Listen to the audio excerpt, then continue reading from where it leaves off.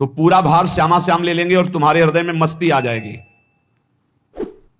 शोक, विषाद बहुत ध्यान देने योग्य विषय है। तभी लोगों को ऐसा लगता है कि ऐसा कैसे हो सकता है। भक्त के चरित्रों को जब सुनते तो लगता है ऐसा कैसे हो सकता है, ऐसी परिस्थिति में भी ऐसा कैसे हो सकता है। क्योंकि तुम मानसिक बुद्धि से युक्त हो और वो भागवतिक स्थिति से युक्त है, इसलिए तुम उसको पार पा ही नहीं सकते। जब तुम अपना जीवन श्यामा श्याम के चरणों में समर्पित कर देते हो हृदय से, फिर उनकी कृपा से सब विघ्न दूर हो जाते, एक अपार मस्ती रहती है। नहीं तो शोक, विषाद, दुख, क्लेश, कष्ट, संताप, भय, उद्वेग ये सदैव सताते रहते हैं।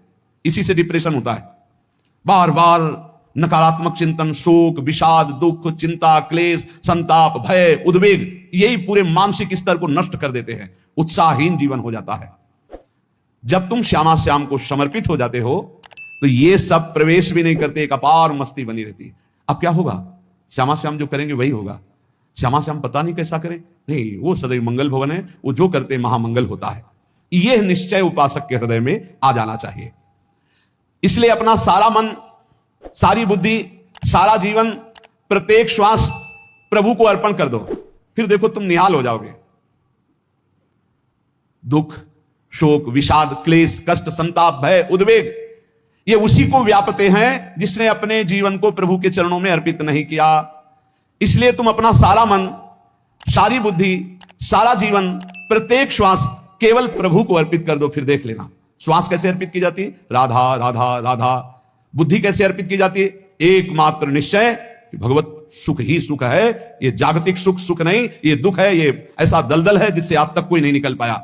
सारा मन, हम मन से केवल प्रभु का मनन करें। बार बार मन को संसार से हटा के नाम में, रूप में, लीला में, धाम में लगाएं। बहुत प्रसन्नता हो जाती है उस उपासक के हृदय में जो अपना मन बुद्धि प्रभु के चरणों में अर्पित कर देता। भगवान ने तो इसको बहुत उत्तम स्थिति बताया है कि मेरे से कभी वो अलग हो ही नहीं सकता यदि मन बुद्धि अर्पित कर दिया। मयि एव मन आधत्स्व मयि बुद्धिम निवेश है, तो निवश्य मयि एव अत ऊर्ध्वम न संशया। बिल्कुल संशय नहीं, वो मेरे में ही निवास करेगा जिसने मन और बुद्धि अपनी मेरे में अर्पित कर दी। बहुत प्रसन्नता रहेगी उस उपासक के जीवन में जो अपने आप को मन बुद्धि सहित प्रभु के चरणों में समर्पित कर दिया है। भगवान का आश्रय लेने वाले की पहचान है हर परिस्थिति में प्रसन्न रहना। देखो आप भगवद आश्रित हो कि नहीं। देखो अनुकूल परिस्थिति में तो सब प्रसन्न रहना, लेकिन प्रतिकूल परिस्थिति में प्रसन्न रहना यह भगवान के भक्तों का लक्षण है। हर परिस्थिति में प्रसन्न रहना यह भगवान के भक्तों का लक्षण है। आनंदगन भगवान का आश्रय मिलते ही आनंद छा जाता है हृदय में। उनके पास आनंद का अभाव होता ही नहीं है। जैसे सूर्य का प्रकाश उदय होते ही सूर्य का प्रकाश संपूर्ण अंधकार को नष्ट कर देता है, ऐसे ही भगवान का संपूर्ण आश्रय लेते ही सब दुख, चिंता, शोक नष्ट हो जाते, आनंद ही आनंद।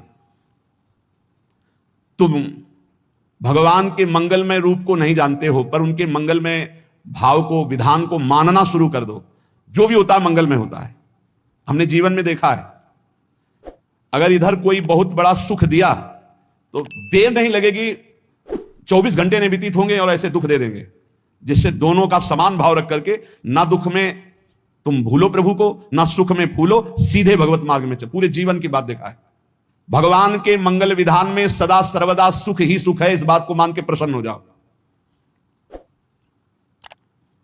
जब भगवान का भजन करने वाले की तन्मयता बढ़ती है भजन में, तो द्वेषी जन अपने आप तैयार हो जाते हैं। भक्त कभी किसी से द्वेष नहीं करता, अपने आप वो द्रोह करने लगते हैं। तो नरसिंह मेहता जी से बहुत गांव के कई लोग थे जो जलते थे, ऐसे जलते थे कि अब क्या करें, कैसे मिटा दे नरसिंह मेहता जी को। अब उपाय तो मिल नहीं रहा था। तो एक दिन संतों की मंडली आई और उन्होंने कहा कि हम रास्ते में कोई चोर आदि धन ना ले ले, इसलिए यहां से किसी की हुंडी चलती है क्या द्वारिका में? पहले ऐसा था। बोले हाँ हाँ, हमारे यहां बहुत बड़े सेठ हैं नरसिंह मेहता जी, पर आप कहोगे वो मना कर देंगे। कई बार कहोगे, अगर वो स्वीकार कर ले तो वहां। और उनका लक्ष्य था कि नरसिंह मेहता जी की तो खाने की भी सुविधा नहीं थी, हुंडी कहां की बात आई।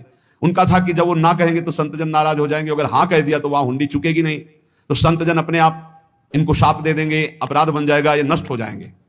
संतों को भेजा नरसिंह मेहता जी ने, सबकी दंडवत की, चरण पखाड़े। तो उनका ये इतना रुपया है, द्वारिका में साधु सेवा हम करेंगे, वहां तुम्हारी हुंडी चलती है, तो आप अरे उनका आप कहाँ भूल रहे हो, यहाँ खाने की भी व्यवस्था। बोले हमें सब पहले से बता दिया गया कि आप मना करोगे, बार बार मना मत करो, हमें पता है। तो उन्होंने ठाकुर जी की तरफ देखा, बोले क्या लीला है प्रभु, संतों से हम क्या कहें, ये ले रुपए। उस समय स्वर्ण की मोहरें चलती थी, बेच के बाजार से खूब उन संतों को पवाया, उन्हीं संतों की सेवा की, और उनका अपने सेठ का नाम तो बताओ जहां हमें जाके हुंडी मिलेगी। सेठ सावल शाह सेठ। संत जन गए वहां, पूछा कि नरसिंह मेहता जी का जिन सेठ से परिचय, उनका नाम सावल शाह सेठ, उनकी गद्दी कहां है? तो जो कुछ भक्त थे वो द्वारिकाधीश की तरफ संकेत करते कि वही हैं।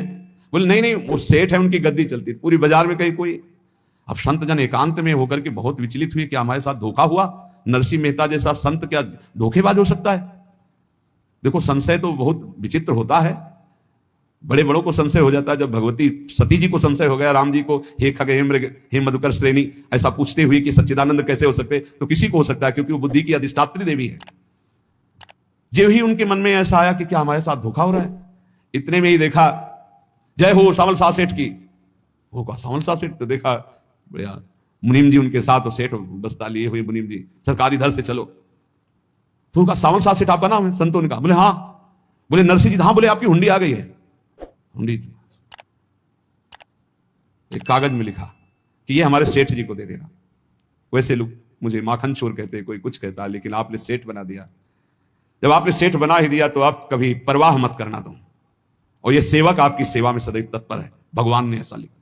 जो भगवद आश्रित है, एक बार ये चलता रहता है, जो संत जन होते हैं उनके विरोधी अपने आप बन जाते हैं, किसी से कोई मतलब नहीं, अपने आप विरोधी बन जाते हैं। कबीरदास जी का पूरी काशी में यश था। भजन करने वाले महापुरुषों का यश बढ़ता है जब, तो जो भजनहीन होते हैं उनके हृदय में जलन पैदा हो जाती है, और उनको विविध प्रकार से फंसाना चाहते हैं, उनको कष्ट देना चाहते हैं। तो कबीरदास जी के यश को धूमिल करने के लिए कुछ ब्राह्मणों ने एक रचना रची, मोड़ मुड़ा के कबीरदास जी के शिष्य बन करके पूरी काशी के सब आश्रमों में निमंत्रण दे आए। कल भंडारा है, संत सेवा है, सबने स्वीकार किया। कबीरदास जी अपनी दिनचर्या करके निकले तो संत मंडली आने लगी। बोले कै बजे सेवा है? साधु सेवा। बोले कौन सी साधु सेवा? बोले कल आपके शिष्यजन निमंत्रण दे के आए, पूरी काशी के सब संत आ रहे हैं। कबीरदास जी ने कहा यहाँ तो एक की भी व्यवस्था नहीं, पूरी काशी के संत आ रहे। अच्छा समझ में आ रहा है, लीला बिहारी तुम लीला करना चाहते हो। गए अपना निकल गए गंगा किनारे, एक झाऊ के नीचे बैठकर अपना भजन ध्यान में मगन है। 11-12 बजे तो उन्होंने देखा संतों की मंडली, काशी तो बहुत। कबीरदास जी ने देखा कि आश्रम की, तो बोले पता नहीं क्या होगा, चलो चलते हैं। तो ऐसे गमछा वस्त्र करके ऐसे डालकर मुंह ढक करके, वहां बड़ी बड़ी पंगत लगी थी। कबीरदास जी सबको पाओ जी पाओ। कबीरदास जी के रूप में स्वयं भगवान पाओ जी। कबीरदास जी ने कहा अच्छा जब स्वामी परस रहे तो हम भी बैठ के पा ले। तो जब उसी पंगत में बैठ गए अपना कपड़ा ढक करके, और जब मोहरे की दक्षिणा दे रहे थे सब लोग कि वाह कबीरदास जी ने आज तो साधु से सबको। जब कबीरदास जी के सामने आए तो ऐसे मुंह ढके, बोले देखो जो मेरा होता है उसे मुंह छुपाना नहीं पड़ता, मुंह ढकला नहीं पड़ता, लो दक्षिणा, तुम भी दक्षिणा लो। कबीरदास जी को कबीरदास जी दक्षिणा दे रहे, वो कबीरदास जी है भगवान, और ये पाले वाले कबीरदास जी है भगवान के जन। कभी भगवान अपने, अरे जमाने जोर लगा ले, कितना जोर लगाएगा, भक्त और भगवान का झंडा कभी न झुकने पाएगा। बिल्कुल चिंता शोक भय उद्वेग रहित जीवन भगवद आश्रित, तुम भगवान के मंगल विधान में सदा सर्वदा प्रसन्न रहो। अब ये विचार कर लो कि भगवान जो करेंगे तुम्हारा मंगल करेंगे। अब थोड़ा ऐसा बीच में लगता है कि अमंगल हो रहा है क्या, लेकिन पक्का समझो बहुत बड़ा मंगल उनका विधान होता है, बहुत ही उत्तम मंगल होता है भगवान के शरणागत का। भगवान हमारे विचारों वाले नहीं है, हमारे विचार प्राकृतिक है, भगवान के विचार चिदानंदमय है। वो अपने विचार से हमारा मंगल करते हो, हम अपने विचार से मंगल चाहते हैं। भगवान के विचार से मंगल ही हमारा होगा, इसलिए कभी हमको चिंता शोक भय नहीं करना चाहिए।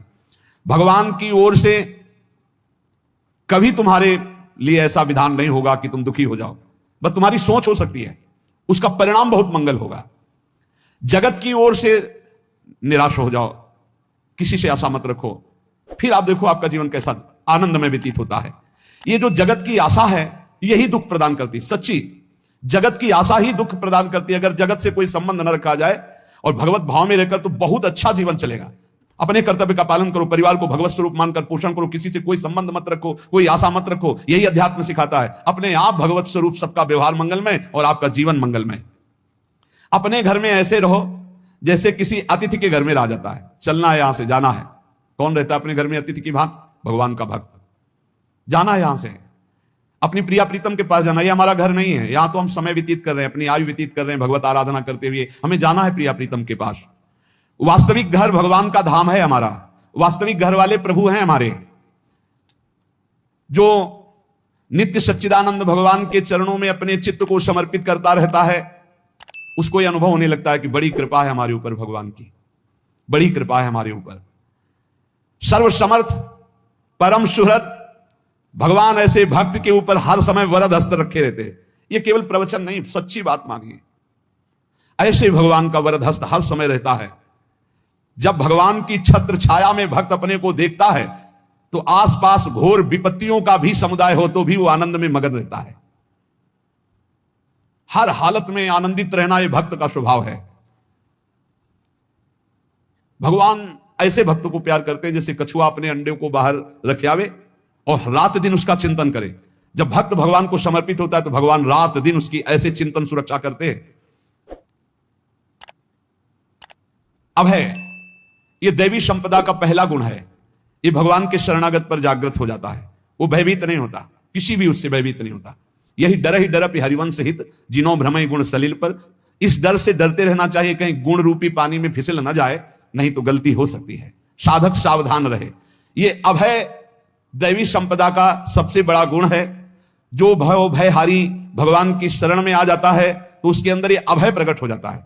अगर कहीं तुम्हें एकांत में भय लग रहा है, एक आदमी तो एकांतिक में आए थे, वो कह रहे थे कि हमें हर समय भय लगा रहता कि कोई हमारे पीछे है, अंधेरा तो लगता कोई खड़ा है, मैं जीना मुश्किल हो गया ऐसा भय। देखो ये मन कैसा है, भगवान से विमुख होने पर कैसे डरवाता है। वो कह रहे हैं हर समय मुझे डर लगा रहता है, कोई सामने खड़ा है, कोई पीछे खड़ा है, ऐसा भय लगने लगता है। और जब भगवान की शरण में आ जाते हैं तो ये अभय स्थिति हृदय में जागृत हो जाती है। कोई भी भय आसपास आ ही नहीं सकता, यहां तक कि नरक का भी भय खत्म हो जाता है जो भगवान की शरण में है। महापापी भी पुण्यात्मा महान भक्तों के समान वो उत्तम गति को प्राप्त हो जाता है जो भगवान की शरण में हो जाता है।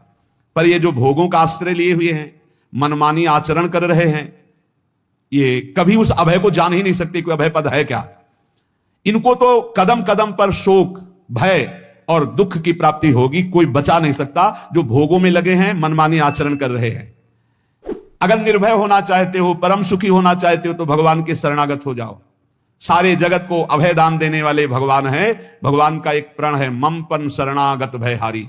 जो मेरी शरण में आ गया उसके भय का मैं नाश कर देता हूं। साधना में अवस्था मन की मानी जाती है कि आप कितने अच्छे साधक हैं। यदि आपका मन भगवदाकार है, हर समय भगवत चिंतन चल रहा है, आपके स्वप्न भागवतिक आ रहे हैं, आपके विचार भागवतिक हैं, तो आपकी अच्छी साधना हो रही है। और यदि आपके स्वप्न गंदे आ रहे हैं, क्योंकि स्वप्न में मन का ही सारा खेल होता है, और आपकी चिंतन वृत्ति वासनात्मक चल रही, तो अभी साधना का प्रभाव मन पे नहीं पड़ा है। जिसका मन हर समय भगवत चिंतन करता रहता है वो जीते जी जीवन मुक्त हो जाता, अनुभव होता है। जैसे किसी ने कहा कि हमें कैसे पता चलेगा कि हमारा काम हो गया है, तो जैसे आप भोजन पा लेते हैं तो किसी दूसरे से गारंटी थोड़ी लेनी होती कि हम छक गए हैं क्या, आप जरा बताना हम छक गए हैं क्या। नहीं, अपने हृदय में आ जाता है कि अब मैं तृप्त हो गया। ऐसे ही अपने हृदय में आ जाता है कि मेरा काम हो गया, अब मेरा जन्म नहीं होगा। ये हृदय में आ जाता है, अपने आप अनुभव में आ जाता है। जब स्वरूप बोध होता है तो किसी और से सलाह थोड़ी लेनी होती है, वो अपने आप अनुभव में आ जाता है। हां, यदि गुरुदेव का वर्ण नहीं किया है तो फिर आपको किसी न किसी गुरु से प्रमाणित करवाना पड़ेगा। और अगर गुरुदेव का वर्ण किया है तो वही मंत्र, वही नाम, वही गुरु शरणागति आपको अंदर से पुष्ट कर देगी कि आपका काम हो गया है। विषय चिंतन करता हुआ मन विषय आसक्ति को प्राप्त होता है। विषय आसक्ति को प्राप्त हुआ मन बार बार जन्म मरण और नरक को प्राप्त होता है। बस ये विषय चिंतन हटाना ही प्रमुख कर्तव्य साधना का है। बार बार मन को विषयों से हटा करके प्रभु के नाम में लगाओ, प्रभु के रूप में लगाओ, प्रभु की लीला में लगाओ। 3 प्रकार का चिंतन होता है। एक असत चिंतन जिसे पाप कहते हैं, जिसे अशुभ चिंतन कहते हैं। एक सत चिंतन जिसे पुण्य कहते हैं, जिसे शुभ चिंतन कहते हैं। और एक भगवत चिंतन। पाप चिंतन, अशुभ चिंतन, पुण्य चिंतन, शुभ चिंतन, ये दोनों संसार में बांधने वाले हैं। संसार से मुक्त नहीं हो सकते शुभ चिंतन करके। पुण्य का प्रताप आपको देवलोक आदि के भोग भुगा सकता है, भगवत प्राप्ति नहीं। लेकिन भगवत चिंतन से आपके शुभ अशुभ दोनों का नाश होकर भगवत प्राप्ति हो जाएगी। अब आप देखो अपने मन में कि अधिक समय आपका भगवत चिंतन होता है, शुभ चिंतन होता है कि पाप चिंतन होता है। प्रारंभ में तो सपोर्ट करने के लिए कहते हैं मन लगे ना लगे आप नाम जप करो, लेकिन जब उसकी कसौटी होती है भक्त की, तब मन ही से होती है। अगर मन आपका पाप चिंतन कर रहा है, अशुभ चिंतन कर रहा है, स्वप्न गंदे आ रहे हैं, अभी आपके ऊपर रंग नहीं चढ़ा भक्ति का, भजन का रंग नहीं चढ़ा। जब शुभ और अशुभ दोनों चिंतन छूट जाए, केवल भगवत चिंतन हो, असत चिंतन अशुभ चिंतन तो साधक का होने ना पावे, ऐसे बचावे। क्योंकि जितना अशुभ चिंतन होगा वो आपको भ्रष्ट करेगा, पक्का करेगा। अशुभ चिंतन से तो भयभीत हो जाओ, जहां पाप का चिंतन, गंदी बातों का चिंतन हो, भयभीत हो जाओ, पुकारो प्रभु को, राधा राधा राधा राधा। ये अशुभ चिंतन आपको दुख, विपत्ति, चिंता, शोक में फंसा देगा। और शुभ चिंतन ये कोई खास बात नहीं, ये दुख तो नहीं देगा आपको, पर फंसा ये भी देगा, लोक लोकांतर के सुखों में फंसा देगा। तो ना हमें शुभ चिंतन करना है, ना शुभ चिंतन करना है, हमें भगवत चिंतन करना है। भगवत चिंतन में ऐसा तेज प्रकट होता है ज्ञान का, जैसे सूर्य के प्रकाश में रस्सी में सांप का जो भ्रम हो जाता है वो नष्ट हो जाता है, जहां सूर्य उदय हुआ दिखाई देता है रस्सी। ऐसे जो भगवान में संसार का भ्रम हो गया है, राग द्वेष मान अपमान निंदा स्तुति, ये ज्ञान में सब नष्ट हो जाता है। तो ये ज्ञान प्रकट होता है भगवत चिंतन से। भगवत चिंतन से अज्ञान अंधकार का नाश होता है और समस्त दैवी संपदा के गुण उसमें जागृत हो जाते हैं। दैवी देव संपदा, देव भगवान को कहते हैं। जहां दैवी गुण आए तहां भगवान का प्रादुर्भाव उसके हृदय में हो जाता है। फिर समझिए, चिंतन तीन प्रकार का होता है, एक पाप चिंतन, एक पुण्य चिंतन, एक भगवत चिंतन। जो भगवत प्राप्ति करना चाहते हैं उनका पाप चिंतन तो होने ना पावे, पुण्य चिंतन भी खास बात नहीं है, इसलिए हर समय भगवत चिंतन हो। भगवत चिंतन से ज्ञान प्रकाशित होता है और जैसे सूर्य के तेज से रस्सी में सांप का भ्रम नष्ट हो जाता है, स्पष्ट दिखाई देती रस्सी, ऐसे जगत जो दिखाई देता है स्पष्ट ज्ञान में दिखाई देता है, ये सर्वम खलमिदम ब्रह्म, ये भगवान है। दैवी कहते हैं देव संपदा को, देव संपदा अर्थात भगवान के भागवती गुण। जहां दैवी संपदा आती वहां भगवान प्रकट हो जाते हैं, जहां भगवान प्रकट होते हैं वहां परमानंद की बाढ़ आती है। पर ये ध्यान रखें, गुलाब का फूल कांटों में खिलता है, उसकी सुगंध लेनी, फूल लेना है तो कांटों से बचाकर। ऐसे ही जब आप भगवत चिंतन के लिए चलेंगे तो आपका चिंतन चुराने के लिए माया विविध नाटक करेगी, कांटे फैलाएगी। कोई तुम्हारी निंदा करेगा, कोई अपमान करेगा, कोई उपहास करेगा, तुम्हारी अव्यवस्था हो सकती है, तुम्हारी परिस्थिति बहुत भयावह हो सकती है। इन परिस्थितियों में भी भगवत चिंतन का तार ना टूटने पावे तो आगे गुलाब का फूल है। जैसे कांटे से बचाकर गुलाब का फूल लेते हैं और भगवत अर्पित करके सौरभ का सुख लेते हैं, ऐसे ही भगवान के प्रेमानंद का अनुभव करने के लिए संसार के कांटों से बचना होगा। और खिलेगा यही फूल संसार में ही, मनुष्य देह में, और योनियों में नहीं। भगवत प्राप्ति स्वर्ग में नहीं होगी, इसी मृत्यु लोक में होगी। पहले मन नहीं लगता भगवत चिंतन में, भगवत चिंतन जबरदस्ती करना पड़ता है। भगवत चिंतन जे ही प्रारंभ करोगे ते ही बहुत बाढ़ आ जाएगी पाप चिंतन की। ध्यान दीजिए, बहुत लोग प्रश्न करते रहते हैं कि हम जब भजन में बैठते हैं तो बहुत गंदी बातें आती, मन बड़ा चंचल होता है, भाग जाता है। ऐसा प्रारंभ में जब कोई भगवत चिंतन प्रारंभ करता है तो उसका मन विषयों में भागता है, गंदी बातों में भागता है। अब लोग कहते पहले तो हमारा चिंतन बढ़िया होता था, अब चिंतन नहीं होता। तो कोई सिद्ध पुरुष थोड़ी हो गए, तुम्हें जबरदस्ती चिंतन करना होगा। जगत के प्राणी में जहां मन जाए तो इसमें भी भगवान, पदार्थ में मन जाए तो उसमें भी भगवान, जहां जहां मन जाए वहां वहां भगवान देखो, या मन को हटाकर नाम मंत्र में लगाओ। ऐसे भगवत स्मृति जागृत की जाती है, बार बार प्रयास करना होता है। कई लोग ये प्रश्न करते हैं कि हमसे बड़े पाप हो गए तो क्या हमें भगवान की प्राप्ति हो जाएगी? तो यहां कह रहे हैं भगवान किसी के पूर्व जीवन को नहीं देखते हैं, वर्तमान के भजन को देखते हैं। पकड़ो इस बात को। अगर वर्तमान में आज आप सुधर गए हो, नाम जप कर रहे हो तो आप भक्त हो। ये गीता जी में भगवान ने कहा, अपिचेत सुदुराचारो भजते माम अनन्य भाग साधुरेव समंतव्य सम्यक व्यवसिता। ऐसा बहुत दुराचारी पहले रहा है, बाद में उसके मन में आ गया कि भगवान के सिवा हमारा कोई कल्याण करने वाला नहीं, हमारा कोई नहीं। तो भगवान कहते हैं मैं उसे साधु ही मानता हूं, उसे साधु बना देता हूं। भगवान किसी के पूर्व जीवन को नहीं देखते, बहुत बढ़िया बात है। कल तक हम क्या करते रहे भगवान नहीं देखते, आज क्या कर रहे हो ये देखते हैं। यदि आज आप भजन में लग गए हो, अच्छे आचरण कर रहे हो तो आपको भगवत प्राप्ति हो जाएगी। भगवान ये नहीं देखते कि पूर्व में पुण्यात्मा रहा है कि पापात्मा रहा है। भगवान वर्तमान में देखते कि मेरा भजन कर रहा है, बस इसी से कल्याण कर देते। पकड़ो इस बात को, तो कभी प्रश्न नहीं उठेगा कि क्या हमको भी भगवत प्राप्ति हो सकती है क्या। हमारा मन यदि श्री भगवान को चाहने लगे तो श्री भगवान हमारे मन में ही आकर बस जाएंगे। भगवान की रूप माधुरी में मन डूबने लगेगा। यथार्थ सत्य, जो भगवान से थोड़ा भी प्यार करने लगे हैं उनके हृदय में भगवान की उनकी भावना के अनुसार झलक आने लगी है। हृदय में प्रभु के आते ही अनंत जन्मों के संस्कारों का नाश हो जाता है। इसलिए तुम अपने पहले वाले घृणित जीवन को याद भी मत करो। और उसको सोचकर जरा निराश भी मत हो। अमावस्या में घोर अंधकार रहता है, पर प्रातः काल में अंधकार नष्ट हो जाता है। ऐसे ही नाम का उच्चारण करते ही तुम्हारे जितने पाप अंधकार वो सब नष्ट हो जाएंगे। तुम चाहो कि एक क्षण भी प्रभु को ना भूलो। अब वर्तमान में ऐसी स्थिति बनाओ। जो प्रभु को नहीं भूलने की चाह करता है कि मुझे ऐसी स्थिति प्राप्त हो कि मैं कभी प्रभु को ना भूलूं, तो सच्ची मानो और कोई बात भगवान सुने ना सुने, ये बात जल्दी सुन लेते हैं। भजन की मांग करो तो बहुत जल्दी भगवान पूर्ण करते हो। भजन जिसका चलने लगा तो फिर लोकांतर के सारी रिद्धियां सिद्धियां सुख वैभव तो उसके चरणों में लौटते हैं।